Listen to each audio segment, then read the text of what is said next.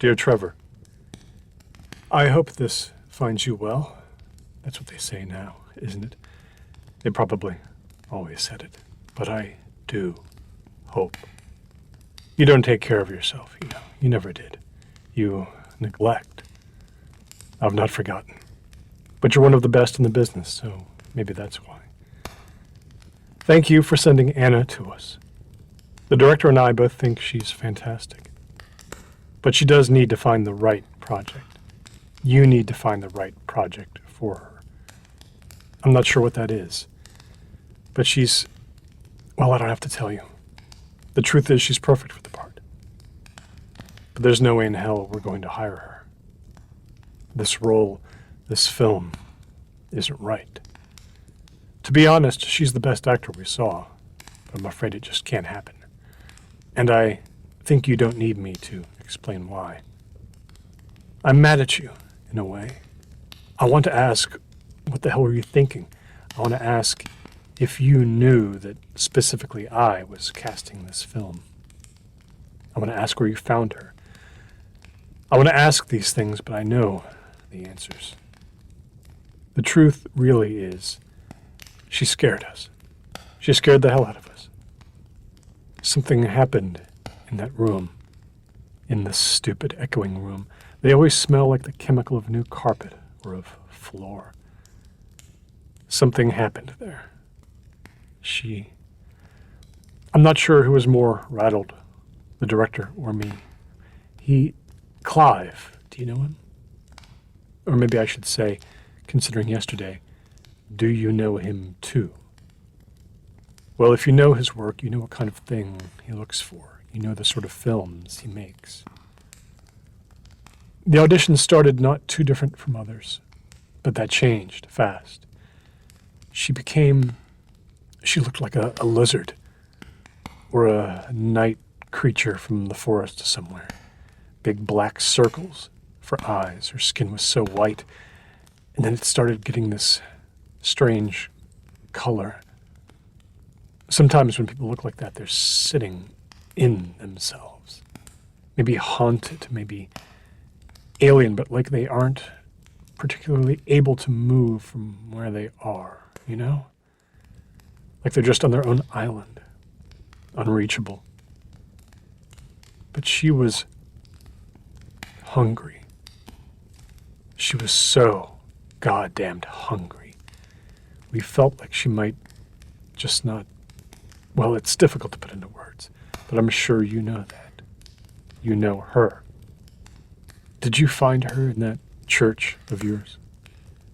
The one with the forest with the purple trees. The one I went to with you for a while because I liked the way you lit up like a tree with fairy lights. The way you buzzed, extended, drunk in the world. I remember the sermons and the feasts.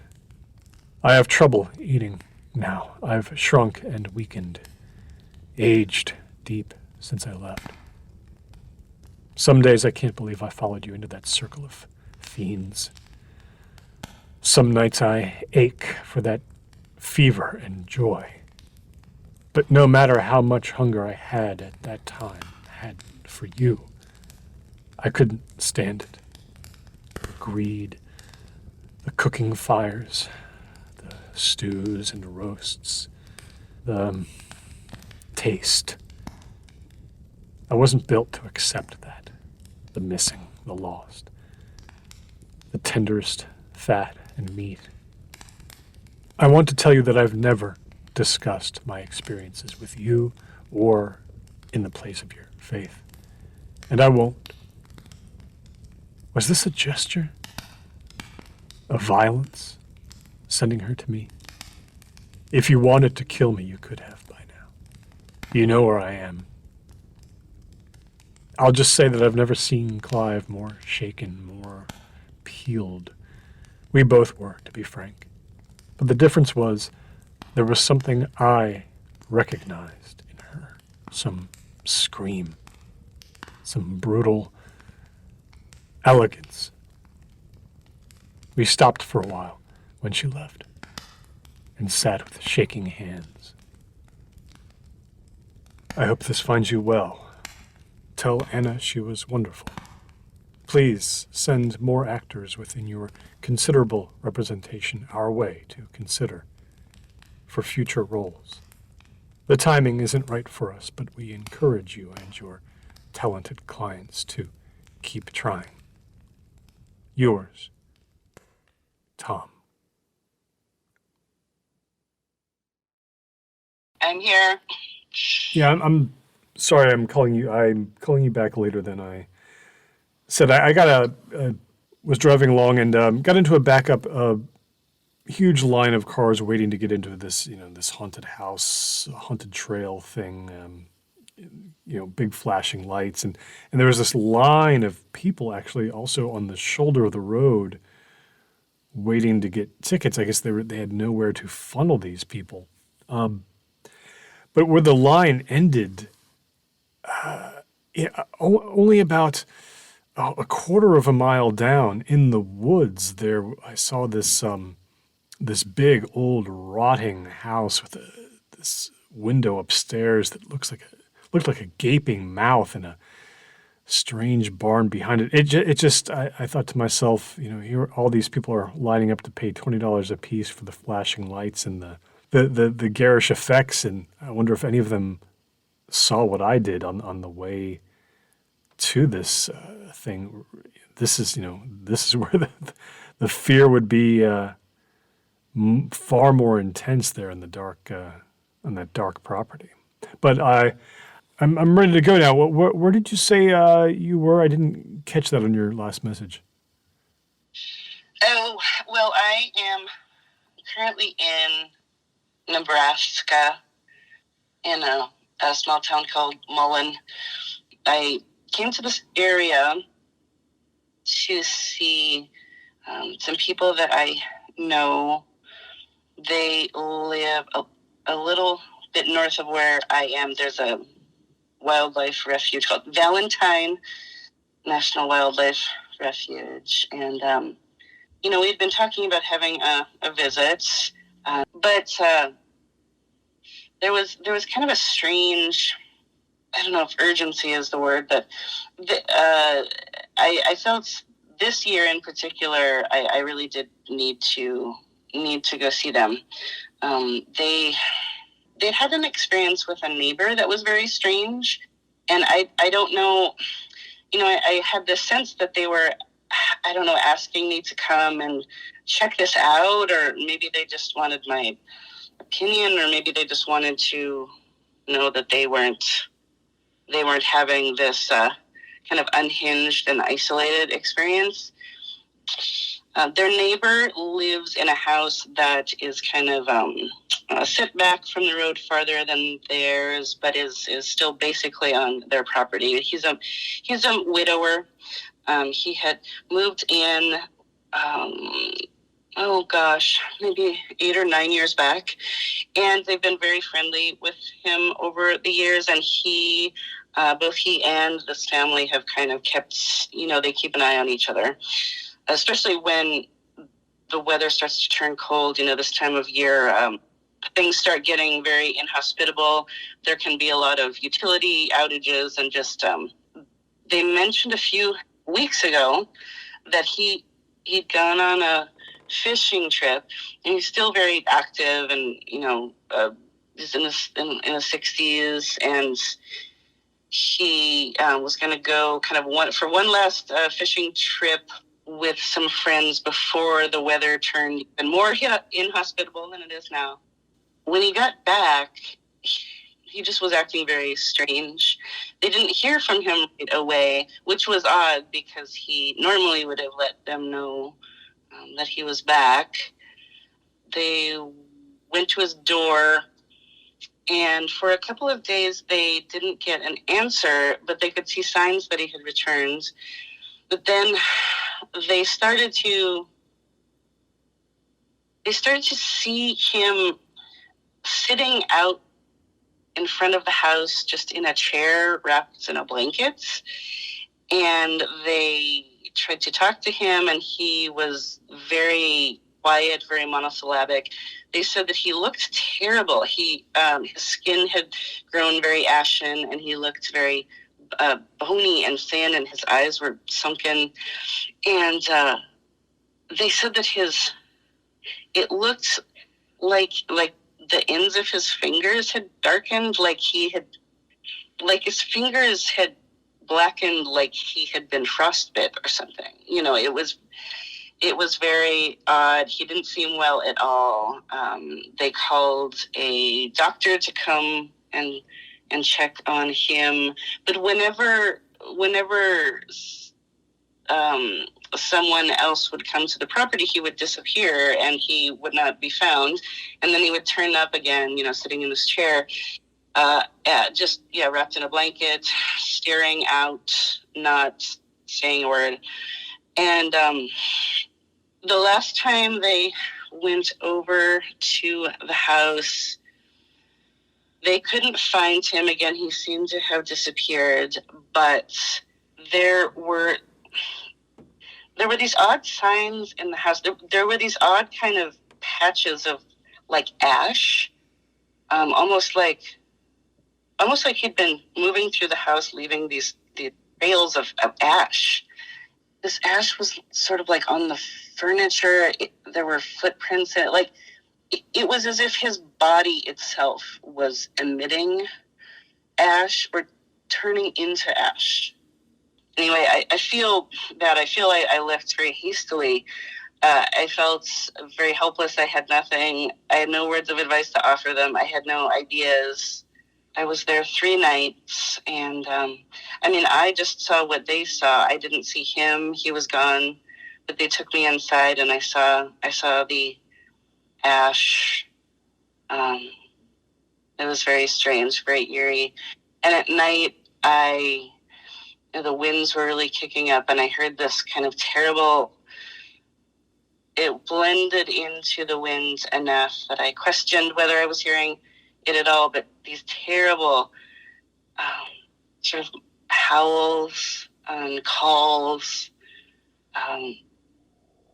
I've never heard anything like it, and I hope to never again.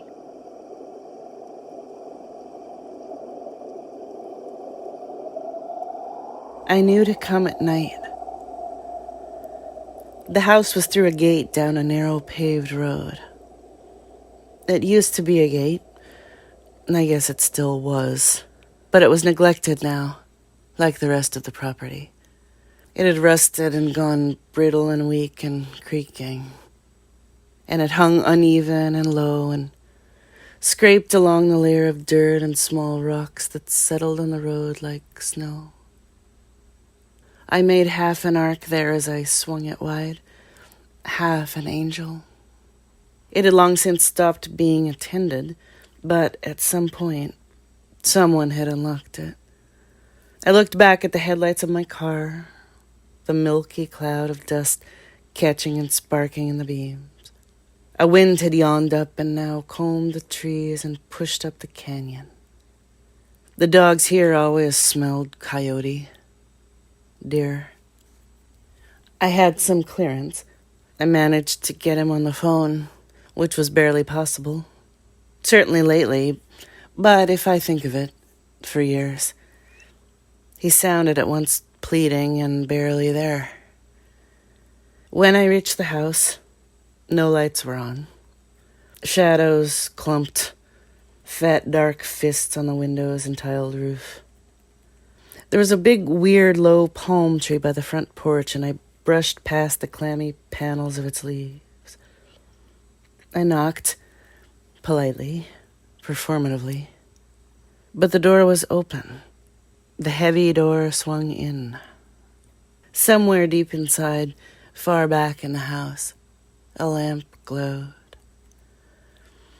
"Hello?" I called. I tried to sand down all the scary edges in my voice. "In here," came the reply. The house had a clumsy, round, lopsided smell, like cooking oil in sink pans and skin. It smelled like a tamped down shirt, a leaked in box, like laundry undone. But it hadn't yet crossed over into sour, into rot.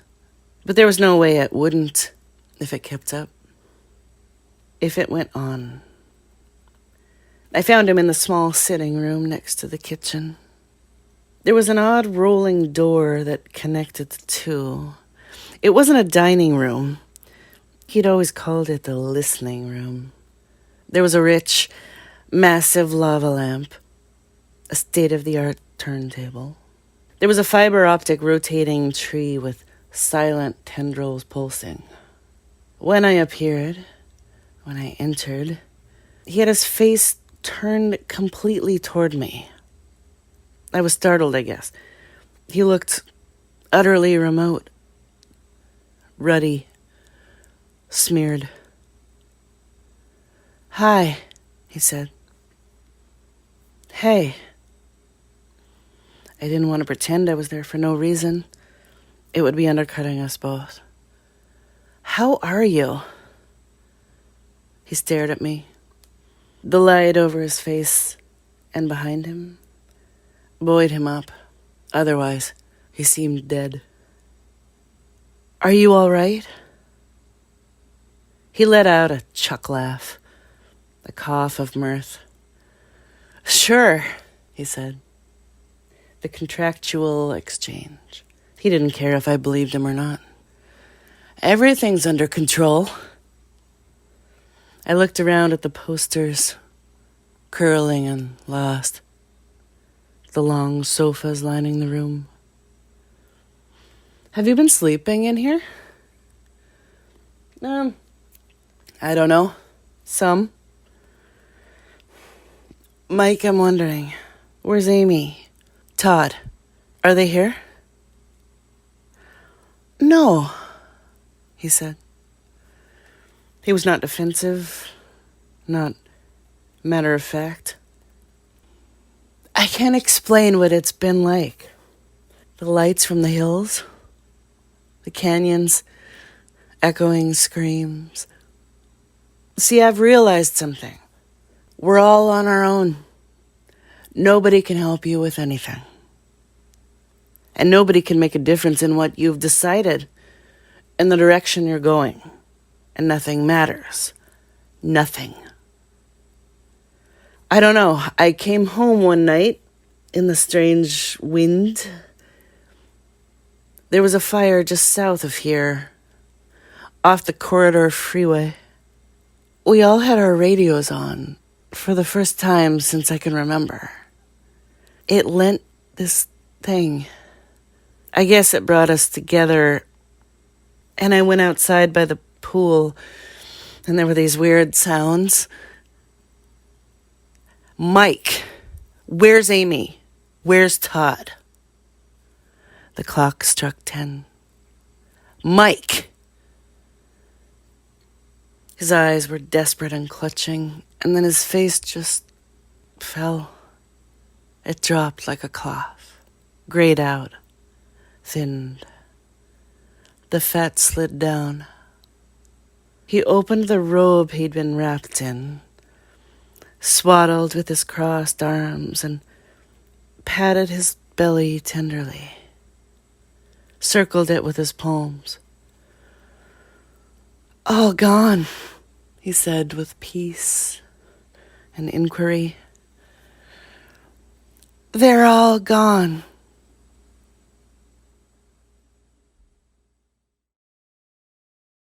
You know, the first time I remember hearing about this feature called the Wendigo, as many people my age probably did, was in the story in Scary Stories to Tell in the Dark, the Alvin Schwartz classic. There was a story called Wendigo, the Wendigo, and I'd not heard of it or that idea. And the story, thinking of it now, it was actually fairly vague. There wasn't really a visual of this being.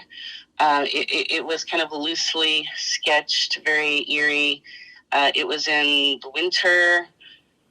It was in the woods. There was, a calling on the winds. There was a pile of ashes. There were footprints in the snow.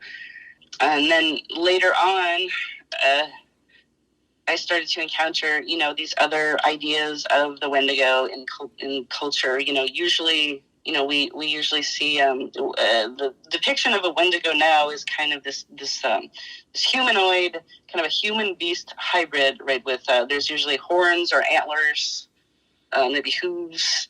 Apparently that's. That wasn't really in the original legend of the Wendigo anywhere, but at some point along the way, this dual nature of being a human animal hybrid came into play. But this story of the Wendigo, so many different origins, so many different versions, but it's basically a story of cannibalism. It's sometimes described as a spirit. Sometimes it's a giant. Sometimes it can appear just as a human, but the human has a heart of ice. Usually, it's having to do with a human who weakens and under duress of necessity or just great appetite, consumes human flesh and then becomes possessed with this spirit of the Wendigo. So it's basically, it's a cautionary tale about greed and about hunger. The Wendigo is a possessor. It's just this idea of being constantly devouring, constantly hungry enough to cross this very particular line. And the Wendigo is supposedly, the more the Wendigo eats, the more people the Wendigo devours, its body will grow in proportion to the amount that it has eaten. So it's never satiated, it's never fed, it's never fattened, it's never satisfied. And of course, it just makes you think of cannibalism.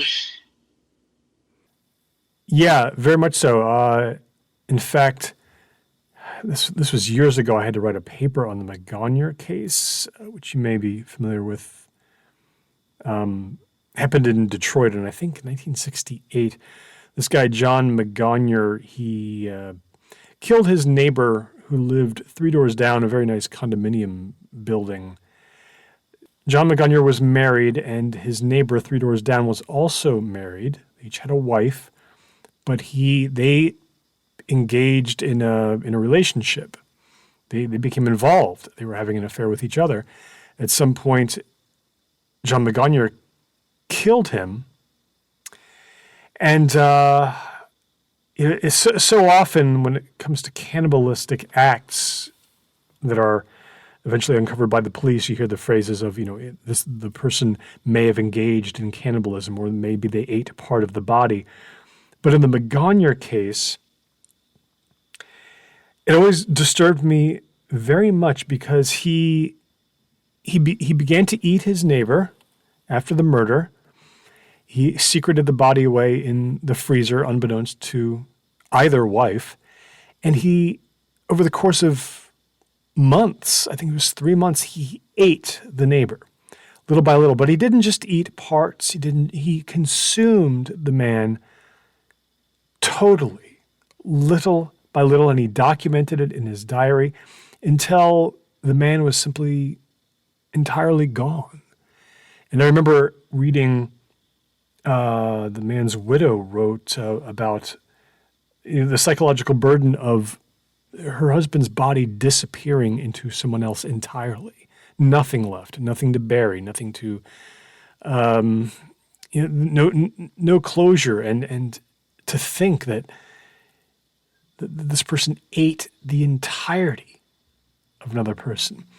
And the strangest thing, of course, in the Magonier case was that John Magonier, a couple of times, signed in his diary, he referred to himself as the Wendigo. He was referring to the cannibalistic nature of the Wendigo. And I believe he is still alive and still in jail. One of the images that has stuck with me as I've been researching, I mentioned that one of the forms that the Wendigo can take is just that of a human, but you won't be able to tell other than you might detect a chill around them, or they may breathe out vapor, but the human, their heart is a heart of ice. Another image is that sometimes when taking this particular cure, the afflicted or the possessed may vomit out ice. There's it's highly controversial, of course, but there's a psychological condition or state, the Wendigo psychosis, and that is when someone becomes fixated on consuming human flesh.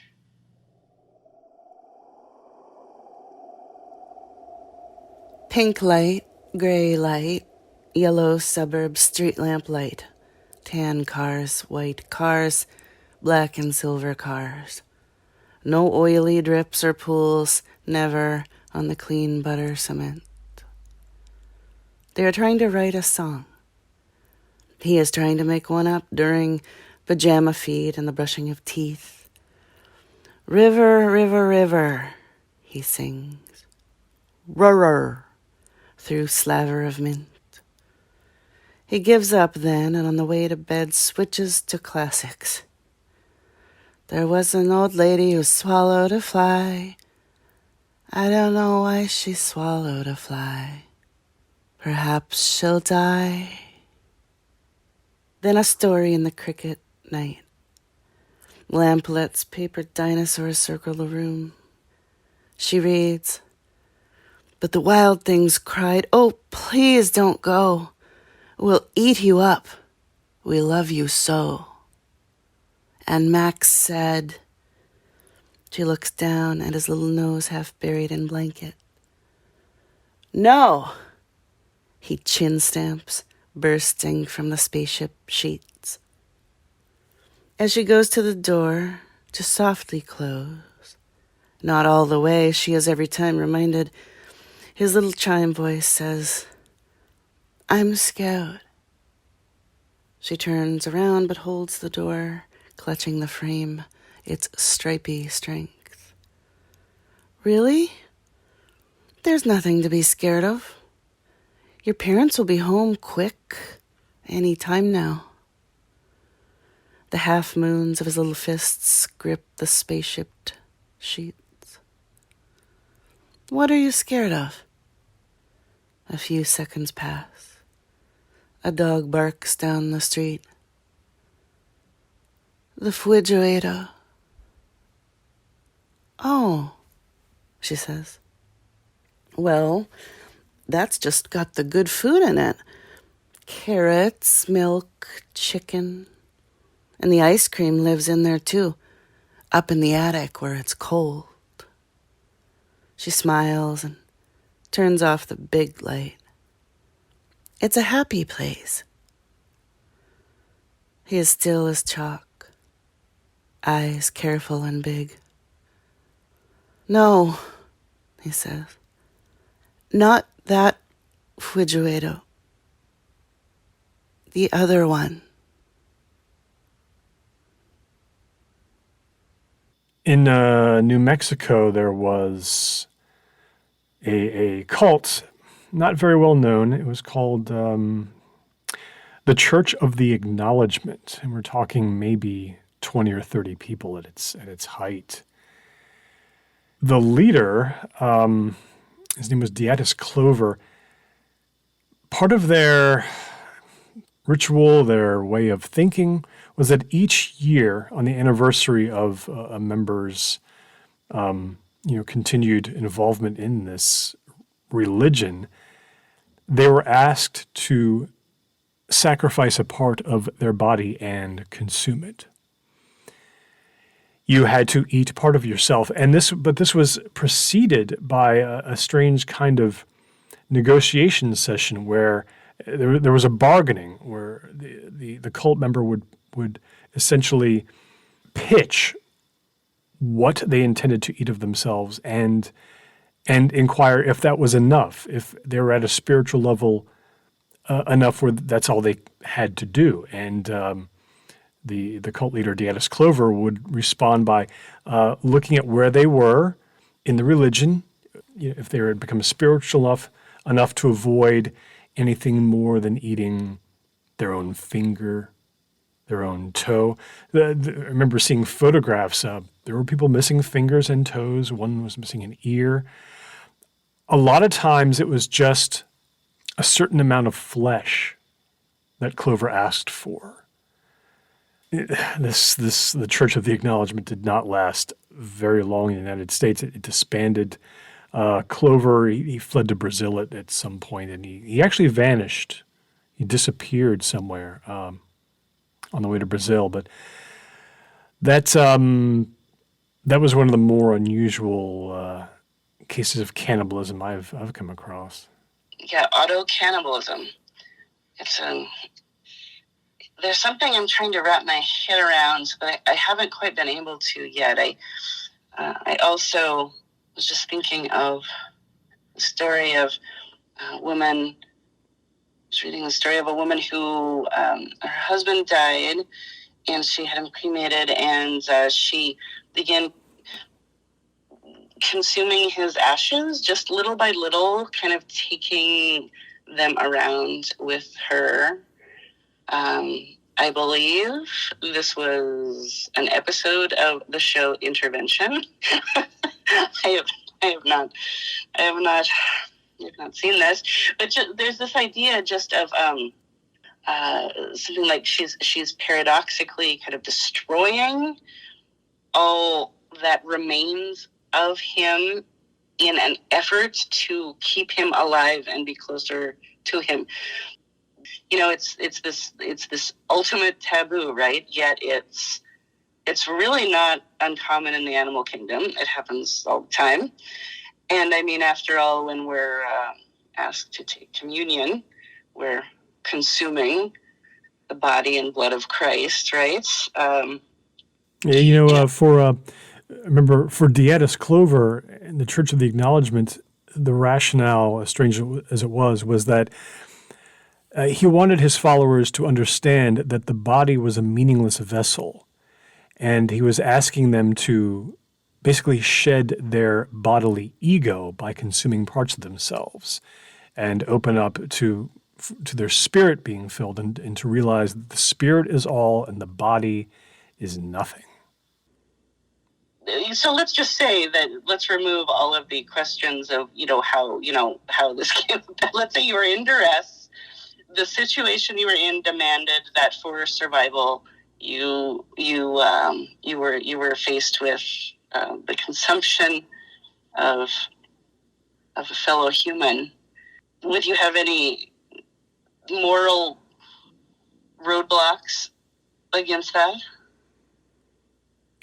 I've thought about it, and really, honestly, the answer is no. I would have neither moral roadblocks, ethical compunctions, or even, I think, a physical repulsion if I had to survive for eating human flesh.